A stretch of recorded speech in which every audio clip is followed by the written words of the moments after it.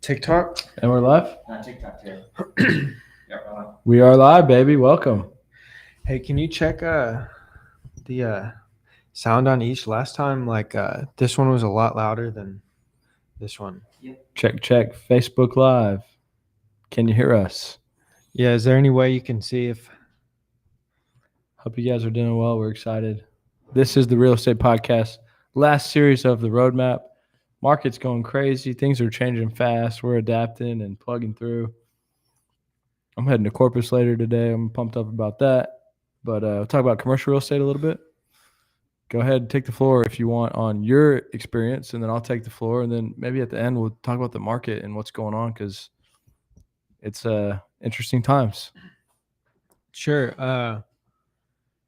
I guess you kind of lead me into it. Just how you view commercial, and like if you were an agent and you were trying to get started, like what you'd be thinking about and how you'd be approaching it. I think and the whole point of this roadmap is to not necessarily focus on residential or commercial. Just focus on helping people and focus on deals. And personally, I like commercial transactions. Just the negotiating process and the process of getting deals done, and or just working on the, if it's a portfolio of residential properties or dealing with just an investor. I prefer commercial transactions just because of, you're doing a business transaction. You're not necessarily dealing with someone's house that they are raising their family in, right? Good? Yeah. Okay. Maybe just. And so I like that aspect of it. There's definitely emotions involved. However, with commercial real estate, you're buying and or selling a business. Yeah, there's a lot of components. I was just talking to one of our agents in Houston that got a listing, and there's a whole different MLS system there in Houston. It's only residential on the traditional MLS. There's literally not a commercial component. And so she's having to get to join the commercial aspect.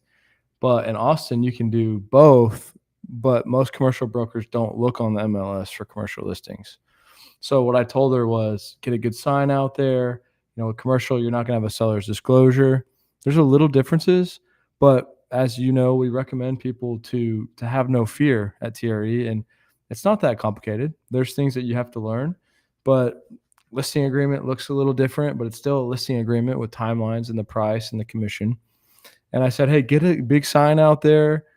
This was kind of interesting. I don't know if you've ever thought through this, but what we would do was a lot of outbound, right? Like when I was listing properties, we'd have a big sign. We have it on our website. It would automatically go to CoStar or LoopNet because those guys wanted to have our listings. We weren't really reaching out to them to put them on. And we would create a spreadsheet.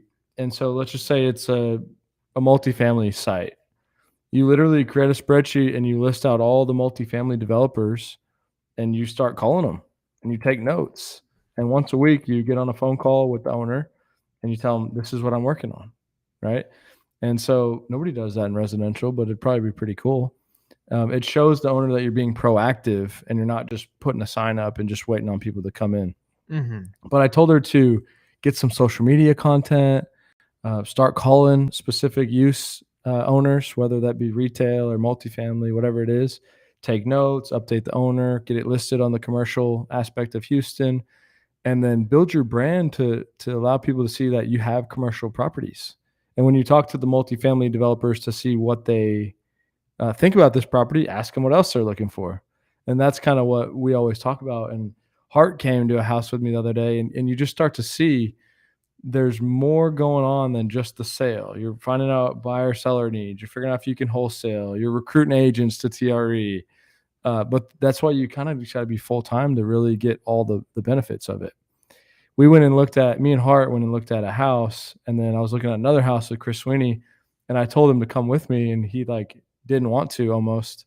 And he ended up coming, and he was so happy he did. And he was like, I was thinking about not coming, but this was amazing. I'm like, yeah, man, you got to get out there. And maybe the person we just met wants to buy this house that we saw, and this guy wants to buy that house, and just being active. But commercial is very much relationship driven. I was telling Summer, our agent, most of these commercial brokers aren't going to call you back, but if you go have coffee or lunch with them, then they'll call you back the next time. And so in Austin, it's really small. Like if you had a commercial listing, you could call the top brokers in 2 days and see if they like the site or not. And the tricky thing, which I understand, I wouldn't do this, but I understand why commercial brokers don't call people back. You have a sign out there on 183, and it's like a bank building, like a really nice real estate, a piece of real estate. And like you'll get someone that says, I want to open up a petting zoo here, or like I want to do a putt-putt inside. Like you get these crazy requests. And as a broker, you're like, I'm not calling them back. Like they're clueless. Mm-hmm. As a bad broker, in my opinion. However, like people are busy, but like call those people and see what else they're looking for and who else do they know. But commercial brokers are just notorious, but they do get those crazy calls. And people like just have a business idea and they're like, oh, I want to see, and like, I'm not calling that person Yeah, back. come show me the property. I want to put a spider monkey farm in here. Yes, something like that, dude. And one guy came into our office. I thought you got an actual call about that one time, or a spider farm or something. I can't remember that particularly, but we had a lot of craziness. Yeah. We had this one guy, he was drunk and he left, I can't remember exactly. He left this crazy voicemail. Mhm. I'm out here and the Hooters girls are next door and this is what I want to do. Yeah. We were all No, laughing. I get it. But I mean, commercial real estate just in general, it's not that complicated. It's not. It's not this you don't have to just do residential or commercial versus just residential. And everyone thinks that, and we try to break the mold as much as we can. I was seeing it as a commercial broker. They were always making fun of the residential people, and then I remember one of our agents was selling his own personal house, and then he's asking me for questions on how to do it. I'm like, you're literally doing the same thing that you make fun of other people for. Mhm. Hypocrite. Yeah. So, but you can, right? Like if you know business and you have to understand it, it's definitely not good if you don't know what you're doing, but you can get around the right people Well, to yeah. go learn. That's why I told the agent, I was like, when you call these other brokers, like see how they find deals and how they list deals, because every market's a little different. I've never heard of this. I mean, we have CoStar and LoopNet, but Houston has its own separate commercial MLS. Yeah. And so I said, call the commercial brokers that are doing stuff, call JLL and CBRE and whoever and ask them if they list it there. And like, you'll start learning these little intricacies, but you got to just get out there. Yeah. Just like anything. It just like anything. The splits are usually different, which is interesting. Like way different. Yeah, you're like 50-50. And then you Really, usually you're like 25, yeah, 25, then 50. right. Because you co-broker and you split it with the house and you co-brokering with the owner. Like if you co-broker with me traditionally here, you get the split that we had, right?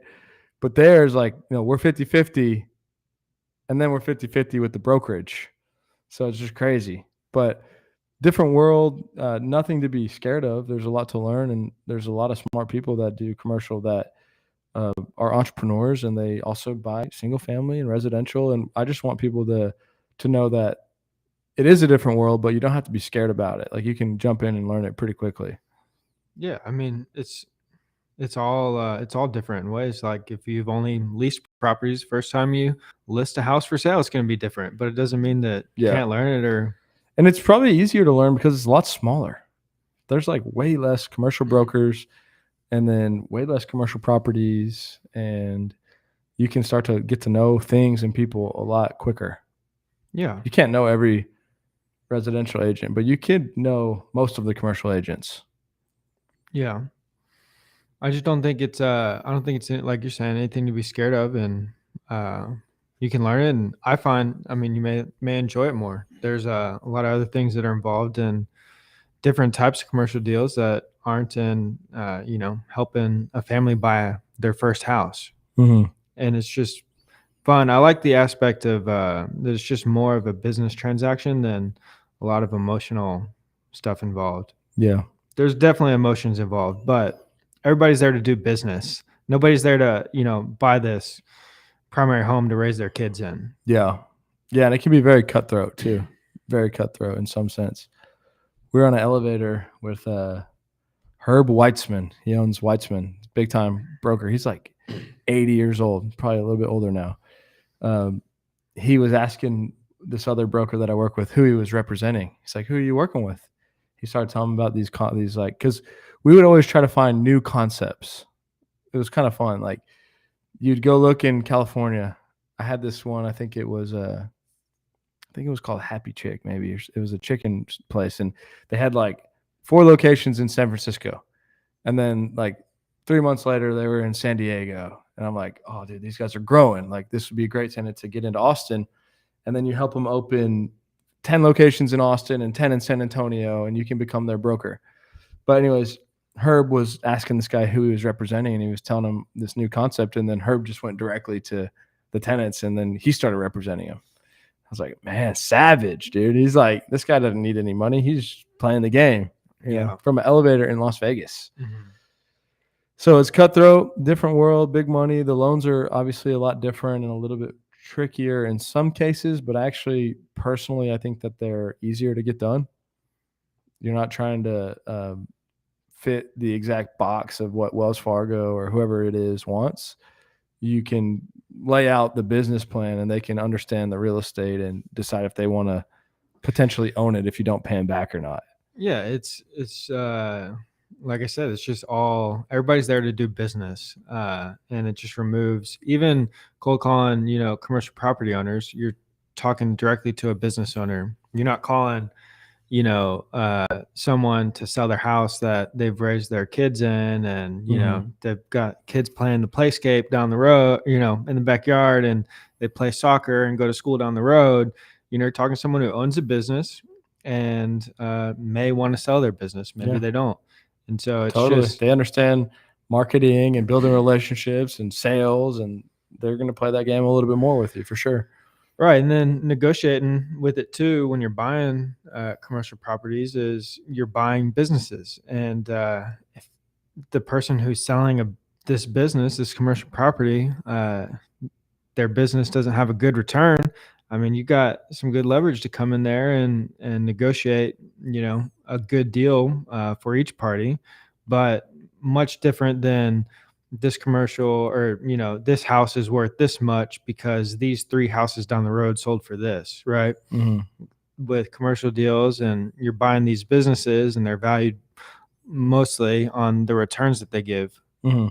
Yeah, it's fun. And you get to learn a lot about how these businesses operate and what do they do, sales per day and customers per day. And I was working with Blaze Pizza, and they had a ticker on, like, from the moment you walk in to the moment you walk out, right? Like, what's our time on that and how fast we get the pizza done. So you get to learn business in general, which is kind Blaze of cool. Pizza. This is LeBron's Pizza.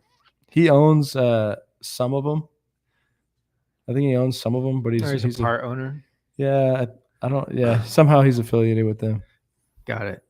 They got a 0 on pizza reviews. Yeah. It was, but it was like Pizza Wars of Mod Pizza, Blaze Pizza, and they were like literally, like, I think Blaze was first. I'm not sure, but like then you go in and Mod is like copying their exact style, and that's what happens. Like Chipotle, a lot of the executives from Cava left, and they went to Cava and then try to make a better version of Chipotle. And these QSR, quick service restaurant guys, like, they can operate any type of restaurant or fast food business, and they every 5 or 10 years, like, a new concept comes out, and they try to get in on it early and then go expand it all over the country. QSR, quick service restaurant, like Chipotle. Yeah, I gotcha. You seen the new concepts where it's like a warehouse, not warehouse, but like pretty much of these different kitchens, cafeteria, kind of, but not really. I don't think you eat there. I think I've heard about it. It's all for, distributing the food to you, delivering it to you. Yeah, I've heard about that. There's at the Target Center downtown Austin, we did that whole project on the leasing side, and there's like a cafeteria downstairs, but it's like, Blaze Pizza or Chipotle or whoever's in there, and they like a mall. Yeah. But it's all restaurants, just right there on Guadalupe. But it was fun, man. It was wild for me when I was doing it. I was in a different world, and my company would, like, take us to La Cantera in San Antonio for a week and like pay for golf every day, free drinks, big parties. It was just weird. Y'all were did y'all help people buy or just Yeah. Buy, sell, lease, develop. These guys were making a lot of money. yeah. I just remember like at this one point I was at the top of this building in Vegas and it was like guys walking around with cigars, passing around. It was prime rib. I'm like, what is this world, man? And you just like turn around and you start talking to someone and they're like literally from Beverly Hills. Like I remember this guy's from Beverly Hills. He's got all this money. He's like, this is a freaking movie to me right now. Yeah. And I didn't have like, I had some friends. I had some pretty good friends that I made. One that's a really, really good friend. But other than that, like it was just a different world. What were you able to be entrepreneurial there? No, not What really. was that Some like? people were, I think, if you get to the highest level, if you're like the owners, but for the most part, you fit into the box of, hey, clients are coming to town, like make this book. And it's got demos and traffic counts and all the competitors. And each site had like this thick of like information about it. And we'd go pick them up at the airport, take them to lunch, drive around, look at the sites, take notes. I'm in the back seat, you know. My boss is the one leading it. I put everything Your together. co-broker? Yeah, co-broker. And you're kind of like, I don't know if it was my problem or not, but I just didn't feel like I could be myself. I felt like we were just like really trying to impress people. Yeah. Well, it's a different thing, right? I mean, that was a job pretty much, wasn't it? I feel like it, but it was all commission based. Yeah, but it's pretty much Yeah. I mean, it was And- 9 to 5, literally. yeah. Like everyone left at 5 and then they didn't work on the weekends. Like you've never talked to the brokers on the weekend. I remember I used to call you about whatever we were doing and you're Yeah. like, yeah, they're making me come to the office. Yeah. That you like had to go up there and like show face Yeah. every now and then or whatever. Yeah, dude. It was crazy. When I first started, I was the only young guy and there was like 6 brokers and they'd all 40, 50 years plus. I was like, this is awesome. Like I'm just going to learn from every single one of these guys. And then things kind of changed where we brought on some more people and then you realize like, you know, not everyone's here to take you under their wing. And there was like this one guy was a master BSer. Like he would just BS. Like we would create these packages and it was for one of the largest shopping center owners in the country. And it's like weekly, like what's the update on who'd you call? To get it sold? Yeah, to get it leased. He was the leasing. Yeah, yeah. He would just BS. I was like, oh, very interesting. Just make it up Uh-huh. every time. He's like, yeah, none of that stuff matters, Matt. I'm like, oh, weird. All right. Yeah. And he was there. This is like the largest or second largest commercial real estate owner in the country. And they were our exclusive client. Right. Well, the reason I asked that is tying this into the entrepreneur roadmap. As you know, like I've never represented clients and never represented anybody on the commercial side, represented like Anvar, you know, here and there with things he wants to do. But, you know, approaching it from the entrepreneur roadmap, you know, if you're out here just cold calling owners and trying to take it in any different direction, whether it's buying this deal or listing this property for them if they don't want to sell it and it doesn't make sense, or getting the deal under contract to wholesale or whatever it may be, I think it's much simpler and easier to view all of these aspects as one Yeah. and not as separate: residential, commercial, leasing, listings, buyers, Totally, man. tenant rep, whatever. You know, my experience with commercial has just been cold calling 10 to 100 units here in Austin and talking to the owners about selling their apartments. How we got the mobile home park. You were good at it. Yeah, it's The entrepreneur has no roadmap. There's no roads where we're going. yeah, there are no roads, but like Hop even, in, big country. even Jake, right? He's just cold calling owners. Yeah. He's just cold calling landowners mostly, Yeah. and seeing if they want to sell. If not, you want to buy more, great. Next landowner I call, maybe you buy their property if they want to sell. And he's just putting two things together. Yeah. All you're doing is solving problems, finding value, and figuring out a way to make sure that everybody involved in this transaction receives some value, whether it's you buying it from them, whether it's you wholesaling it to this guy, whether it's Mhm. you representing buyer and seller and connecting them two together and collecting a commission. All you're doing is finding value and connecting the right people to extract value from this, scenario for all parties. Otherwise, they won't do it. And so, yeah, you're creating opportunity. You're looking for opportunities, and you're putting puzzle pieces together, and you just constantly have to be on the outbound because you've got to get stuff coming in, right? Like it doesn't just happen. And what I was saying the other day is like we are a brokerage where we're getting the most for ourselves, and like on the surface, the more I think about it, maybe comes off wrong and selfish or something, but it's not, right? And I say like we're just changing the game in the sense of like I don't want to hope that like someone thinks I'm the best agent. Like I'd rather them just know and feel lucky to work with me and vice versa. But if I'm doing the best for myself, then I can do better for others. And like as trying to get a listing or something, it's like, no, you'd be lucky if I wanted to list your property. But me as the entrepreneur is like, take the power back to the agent and see like, is it worth my time to help you buy a house, Alex? Like, are you serious? Are you ready to go? And then I'm going to go kill it for you versus you just say like, yes, send me deals. And like, you got 10 other people sending you deals. Like that's how it works. Like I just seen the game. So we're just changing it in a sense and making it fun and So- having more power for the agent. So the commercial brokers shouldn't receive a bad rep for not calling the spider monkey farm back. It depends, right? Like what part of your career you're in. Like we're trying to run a business. They should have somebody calling them back because who knows what they're going to do. Like maybe the spider monkey farm is the next greatest idea. I don't know. New concept. Right? I mean, yeah, they're out there. Like Amazon was in that position once and they're like, what? I'm not calling this guy back. So yeah, I mean, we all have to value our time, but you have to have systems in place to capital. How else are you going to find opportunities? Right. So that's what I'm talking about is like finding these opportunities and then having some kind of balance of weighing out, is this worth my time to work with this spider monkey farm or not? Mm-hmm. Yeah. But it's just, I'm just passionate about this concept that we have. No, I get it. It's Yeah. just I don't, what you taught me and what I've learned along the way and everything that we've done, it's never been residential. It's never been commercial. It's never been land. It's been deals and value. And that's it. There's no like segments of those. It's just let's find deals and value. Yeah. And let's put deals together and let's make deals work. And so totally. And I did that strategically. Like I modeled my career path to get to that point, right? Like I was an appraiser. I did lease apartments. I have sold land. I've worked around commercial brokers.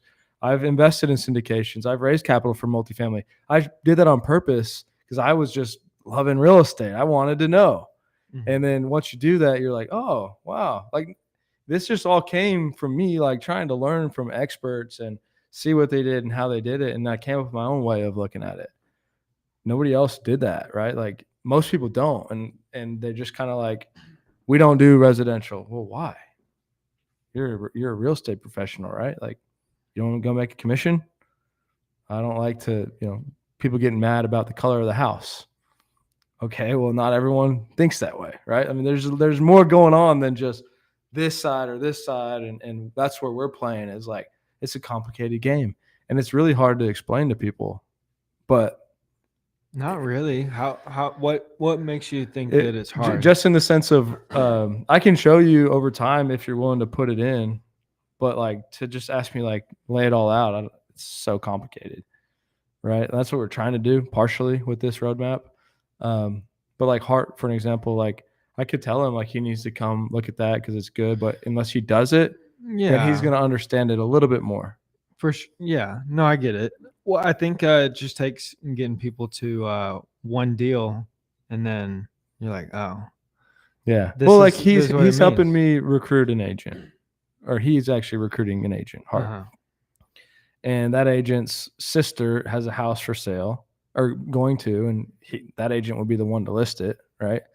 And so we went over there to see if it would be a good investment opportunity, and I literally was like, you should just list it, right? Because I found I was asking all these questions to find out what her motivation was, and I realized she wasn't motivated at all. So she should list it. And I told Hart, like, the fact that we treated her right might be the reason that her brother joins the brokerage. Probably would be. And like, there's some value there, right? Instead of like, oh, we didn't buy it. And so there's just a lot going on. There's a lot of ways to capture value, especially at our brokerage, because we have a lot of outlets for things. And I hated being in a position where there was like one outlet. Yeah, I guess the problem there is that you can't explain it. That's what I'm saying. I mean, It's so hard you- to explain. Like, I didn't really explain it to you. You- I tried to help you. we just do it. Right. You just got to get And out like, there and you just got it. we just got to do it. The Right. more, we learn. Did I ever sit down and like teach you? Like, not really. No, Yeah. no. I just tried to show you. Yeah, you just have to get out there and go do it, and you experience it. So imagine just trying to do that. Like, Well, yeah, but once they experience it, that's what I said. Like once you get your first deal, you're like, oh, I understand. it gets fun, dude. Like, Elliot called me today and had some questions, and I really enjoyed it because they were like real tactical, putting in the work type questions. Mm-hmm. He's got a deal that he has to close on Tuesday, but his hard money is not going to be ready until Thursday. And he's like, I got someone else that's going to loan me the money for $8,000 for 2 days. Should I do it? I'm like, if you feel good about the deal and you can get it done, like I would, that's pretty cool. Like he's already found a solution to that. Mm-hmm. And that's good that he's asking that question because you definitely don't want to go too crazy. But obviously it starts with the deal. He's buying hopefully 5 acres in Killeen or Temple. Mm-hmm. He's going to live out there. And that's going to be like his second or third property. And he's like 3 weeks in or however, maybe a little bit longer. 60 days. Yeah. So epic, man. Like he just jumped in. Yeah, it is. And he's learning a lot. And why is he learning? Just taking action. Right. And I don't think we really taught him that much other than showed him and just tried to be here to support We him. just told him it was possible. We showed him that call we did one night and that fired him up. Mm-hmm. Yeah. And so I guess, yeah, you're right. You can't explain all this, but in short, you could. It's just all these things are just solving problems and doing deals, and you're just trying to find value, right? And provide value and take value and make all parties happy and build a reputation, right? Reputation means something, and it carries weight. When Yeah. people start talking, and they know you can get stuff done. yeah. Here though, I just don't like saying like commercial residential. I know you don't either. Yeah. But when you explain it, right, like it's because you're only talking from a commercial standpoint. Mhm.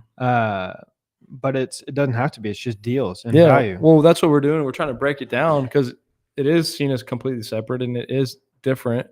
But like we have to show that like it's separate, but not really. And that's the whole goal. Like, hey, you can do it, and we'd be happy to help you. And you go get one deal done, and then 2 and 3 and 4, and now you're an expert in Mhm. some sense, or you feel confident with it. Right. So You'd wanted to talk about the market. yeah, questions or anything? We do have some questions. What we got? Uh, Fingers. Hey, it's me. Edwin Rodriguez says, I recently came across the term triple net lease. Could you elaborate on it? Yeah, absolutely. So there's like single net, double net, triple net, modified gross. Triple net is I don't know why they come up with net, but it's taxes, insurance, and CAM, common area maintenance. And what it means is the tenant that leases the property pays for all 3 of those things. So you'll have a base rent. Sometimes, like in Austin, for an example, would be like $20 a square foot. And you have triple nets, which would be $10 a square foot. And these are adjustable because they change, right? Taxes, insurance, maintenance changes daily. And so at the end of the year, it's reconciled and you may owe more or you may get a refund, but it's basically the way that the landlord gets everything covered and they know exactly how much money they're going to make because these are covered and this is fixed. So the landlord basically makes this and these are a pass through. So it's very important and it's a big deal. I mean, it could be 20, 30% of the actual rent amount and it can go up quickly. So you sign a 10-year lease and it's based on triple net, like, you know what, you're getting into 100%. Hopefully does that clear it up? Let me know if you have additional or follow-up question on it. Our next question is from on Instagram from Joey Howard. hey guys, don't want to throw you off your topic agenda. We wanted to see if you've ever done a sub 2 deal on an estate owned property that is pre foreclosure. I like it. No, have not. Wait a minute. Let me think about this. I've done it, but not by owned by an estate. So same concept though. I mean, you're taking over the loan before it forecloses on, and if it's owned by an estate, you've got to have the right person that can sign off on the deal to get it done. I like that question. If you're here in Austin and you're working through that deal, contact Alan Shesker. Hopefully Andrew or Kat can put Alan's info in the comments. Yeah, Alan 'Cause- specializes in that, and he's got a title company. It maybe sounds complicated, but it doesn't have to be. Mhm. I love subject to. I did like 3. I remember the first time I did it. Everyone knows I'm a gambler. I felt like I felt like it was such a gamble. I was like, Sub what? 2? Yeah, I was like, what am I doing? Like, I didn't. Nobody I knew. None of my brokers. They don't know this stuff. And I'm like, I'm at a title company. I think this is legit. What are you talking about? Just doing a subject to deal, and like, Uh-huh. you're basically. Like Trek has a form for it. Yeah, I was like, and this guy was sketchy that I was buying it from, but I knew the numbers were good, right? It was like 13,000. It was on Perkins. I have it in Georgetown still. It was like $13,000 reinstatement fee, and then the loan was like $110,000. I'm like, okay, this thing's worth like $250. Sounds pretty good. Going through a title company, like, fuck it, let's do it, And it was just bizarre, and I got it done, and then I learned a lot. I was like, oh, okay. I get the login. I'm technically the borrower in a sense, and got their social, all their info. And I have to call in. I got all the answers. If I need to pay it off, I pay it off. Mhm. And then you refinance it as soon as you can. Really get it in your name. And it depends, right? I try to hedge my risks as much as I can sometimes, and get it out of their name because the due on sale clause, which there are ways around that, and we can talk about that. I think we have. If you go back to one of our episodes on YouTube with Alan, and we talk in pretty depth about a lot of this creative real estate stuff. Yeah. Thanks for the questions, by the way. Yeah, Alan's stuff is tagged in the comments on Facebook. So if you're not watching on Facebook, go over to Facebook and you can find this info in the comments there. But Joey said, thanks guys. The estate owned deal is in South Carolina. All right. Well, hey, if you have questions or need anything, please reach out. Happy to help you. Just make sure you're talking to the person who has the ability to sign, because sometimes you might not. And we dealt with that the other day where people are fighting and they're not agreeing. And one of our agents is dealing with that right now. And you got to figure out who's the decision maker here. So you might not be talking to them. So figure that out for sure. But yeah, great question. Thank you for checking us out. And we appreciate it. And we want to add as much color or value as we possibly can here. So all questions like that are really appreciated. Is that all we got? More questions? Come on. Come on, guys. More questions. More questions. Call in right now. 512-914-4806. Call in. Got your phone? It's right out there, but I'll hear it. Okay. Y'all talk about Rookie mistake. Yeah, I mean, I guess we'll be quick on this, but we're just excited about opportunity. As an entrepreneur, there's nothing else to do, right? Otherwise, we either complain and say the market's tough, or we stay positive and we go attack it. 512-914-4806. This is the hotline. It's the hotline at TRE HQ, downtown Round Rock. Let's sit here and just wait. Now, market's changing, and we work with a lot of lenders, and they're saying that rates are going to go up to 11%, and things aren't going to change for the next 3 to 4 months at least. Alex thinks 4 to 7 years, and it's just the time to go get some market share. And this is where companies are made or destroyed. Find the right people that have your back in their foxhole. Double down on your strengths.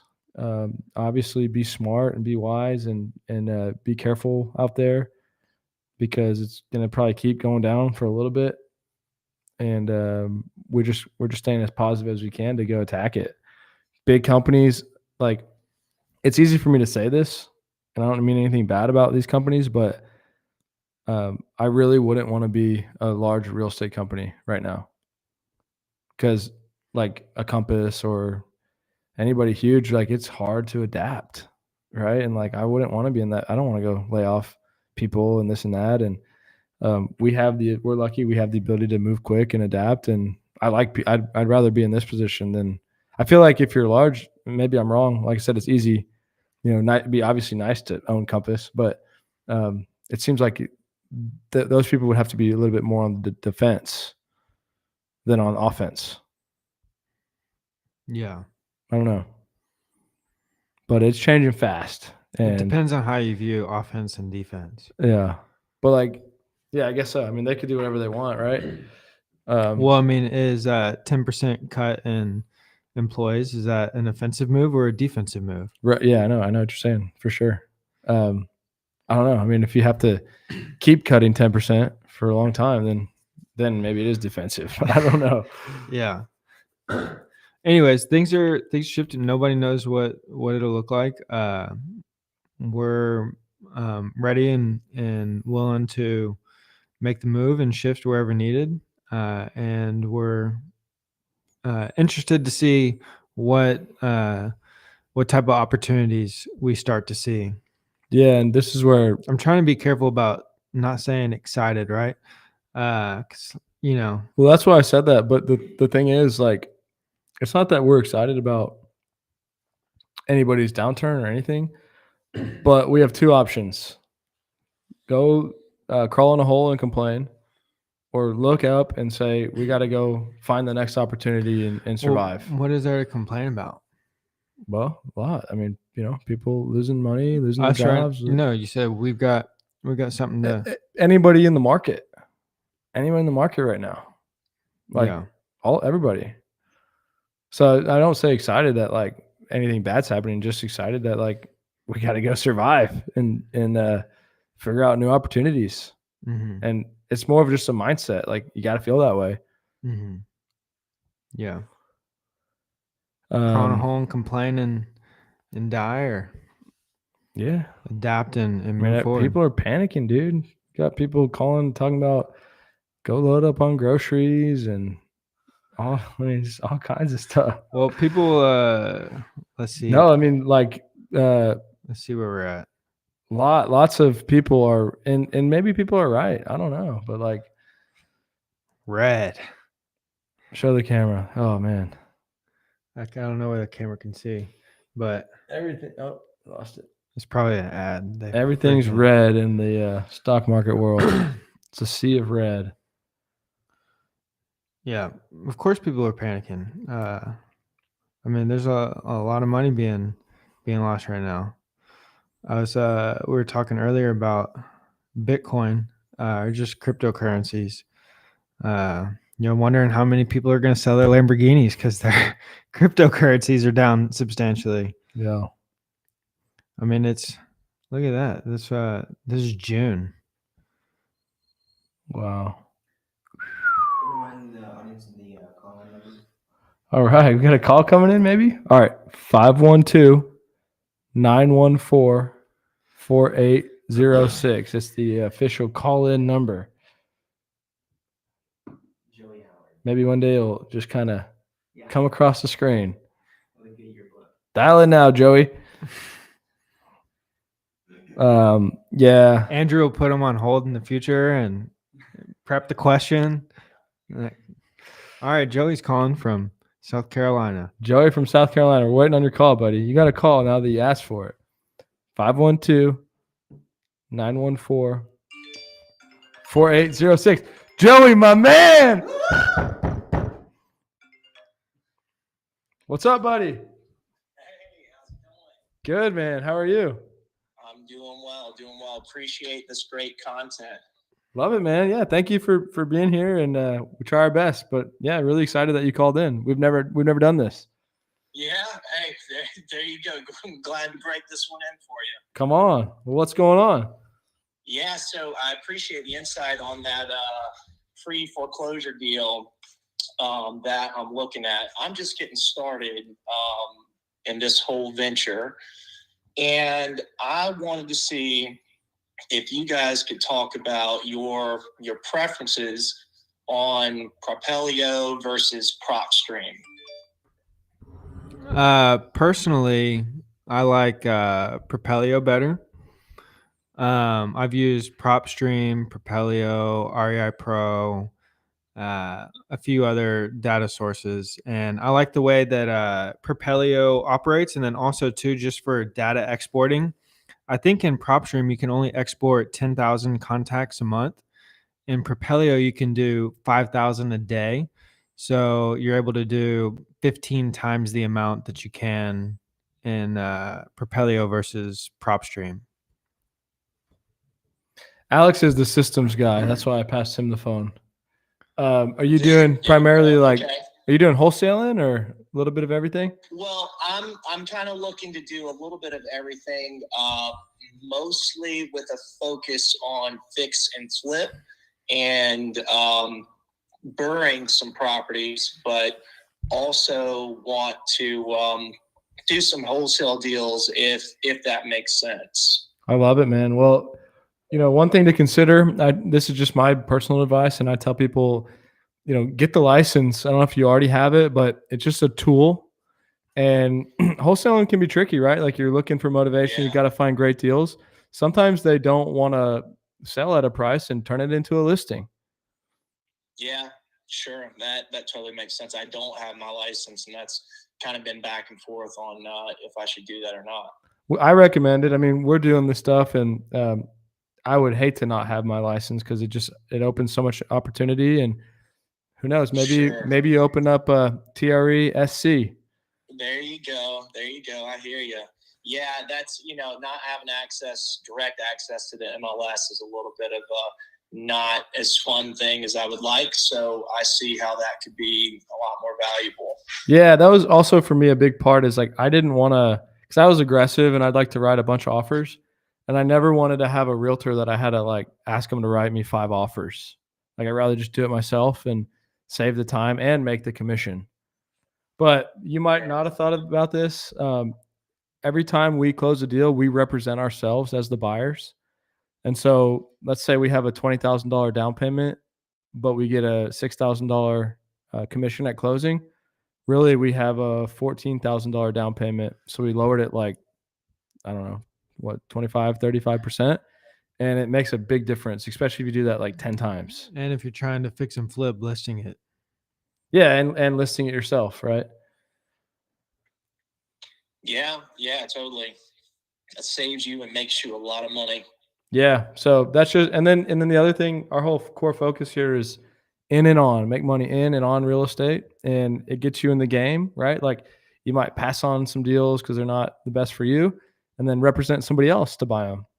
Put Sure. we're gonna have the marketing department put a link wherever you're watching. You're on Instagram. Yeah. I guess they have to put this in Facebook. But in the comments on Facebook, they'll put a link where you can sign up to get your license, and if you do it, you should get a rebate for it, right? Yep. Okay, cool. And do us one favor, if you can, subscribe to our channel on YouTube. Definitely, I can do that. What else, man? How else can we help you out? I think those are the main things that I have right now.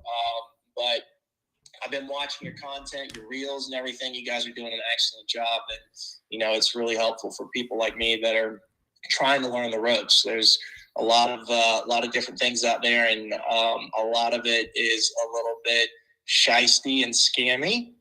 You guys seem pretty authentic and are speaking from experience, and it's great. Thanks, man. Yeah, we appreciate that. We try really hard and we care a lot. And you can literally call us anytime. Get out there, make some offers, go collect some no's, and get entrepreneurial, baby. Cool. I hear you. Thanks, man. Matt and Alex, thanks a bunch, guys. Thank you. Appreciate you, man. All right.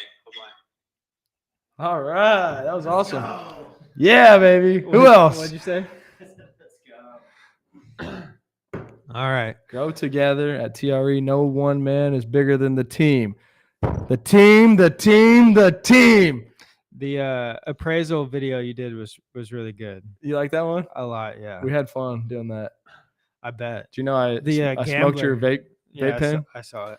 Dude, you can ask Andrew. Like, I can smoke the fresh green stuff, but that nicotine, like, if I just, it like my throat like swells up or Try it something. I'm again. like allergic to it. No, I swear to God, like You're just it was not- hard to do you're that just not video. doing it right. You're just not doing it right. Why would it do that? My My throat, I like, just can't handle it. yeah, I'm allergic. Andrew can't handle it either. No, you're not allergic. Nobody said that. Oh, you can handle it, huh? Mahoney. I'll, Don't get him drinking a couple beers to start buying cigars, dude. Yeah, He starts just buying cigars for everyone. Like, uh-huh. we didn't even know where he got these cigars. Like, just showed up with a box of cigars. 7-Eleven. It's like ran across the street and humidor and everything. Nice. He had and pulled out his pocket and clipped it. Like, where'd you get that? He had a shoulder holster full of cigars. Yeah. Mahoney. I'll show you. I don't really want to, though. That's the thing. All right. Well, We have one last question. All right. Before we wrap up. What is your take on fire damage property? Yeah, you just got to get the right people to look at it, right, and understand what exactly the extent of the damage is, and we just hear that, and we hear opportunity potentially. I guess it depends how bad, right? It's either going to be really, really bad and it's a tear down, or it's not, and you can help the owner get insurance, or you can work with them to buy it at a discount. Yeah, I mean, if you have something specific that you want us to look into or a deal you want us to analyze, we'd be happy to dive in on it. But ultimately, you got to fully understand the extent of the damage with somebody that you trust and know can handle that, and then make your decision based on the numbers on how to attack it. Looks All like right. we got another call in, boys. Just kidding. I wish. Call us anytime, guys. We appreciate you. Real Estate Podcast. Make sure you check us out on YouTube. We got a lot of content there. And if you can, subscribe and share it with your friends. And I'm really happy about the message that came across of us being, genuine and what did he say? Authentic or not, but not. He's like, some other ones are scammy. Yeah, not scammy, because we really care and we want to help, and we try as hard as we possibly can to be great at this. And we want to build the best brokerage in the entire world, in the sense of come here to get more for yourself. And we're changing it. And we never have said, where's your sales commission or call your sphere? Like, we want you to make it what you want it to be. And there's a certain person that will thrive with what we do. And having your license is a tool, right? We are a brokerage, but we're entrepreneurs. So come and figure what it's all about. Check us out. TikTok, Instagram, Facebook, YouTube. Let's get it, baby. Have a good day. Peace.